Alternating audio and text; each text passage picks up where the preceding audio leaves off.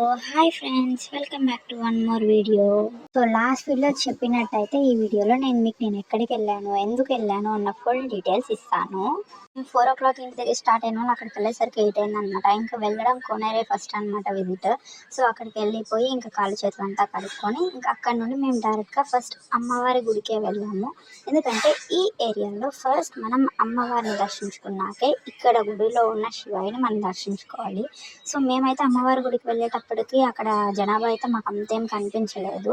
అందరూ శివుడి దగ్గరే ఉన్నారు. సో ఇక మేమైతే లేట్ చేయకుండా అమ్మవారిని దర్శించుకున్నాము. మేమైతే ఈ టెంపుల్కి సాటర్డే వెళ్ళాము. సో అందువల్ల శివుడి గుడిలో ఎక్కువ జనాభా అయితే ఉన్నారు. నవగ్రహాలు అనేది 9. సో అది కాకుండా ఇంకొక గ్రహం కూడా ఉంది. ఆయన శని యొక్క కుమారుడంట. ఆ గ్రహమే మాందేశ్వరుడు. యాక్చువల్లీ మెయిన్గా మేము ఇక్కడికి వచ్చిన దానికి రీజన్ కూడా అదే, మాందేశ్వర పూజ చేయించడానికి. సో మేము వెళ్ళేసరికి ఆల్రెడీ ఒక బ్యాచ్కి అయితే పూజ అయిపోయింది. సో మాదైతే 3rd బ్యాచ్ అనమాట. ఇంకా మేము వెళ్ళి టోకన్లు అన్నీ తీసుకున్నాము. నా లైఫ్లో స్ట్రక్ అయిపోయి ఉన్నా, ఏ పని అనుకున్నా జరగకపోయినా, ఇంట్లో ఒకటే గొడవలు ఉన్నా, లేకపోతే మనశ్శాంతి లేకపోయినా ఈ పూజ చేయించండి. సో డెఫినెట్లీ రిలీఫ్ ఉంటుంది.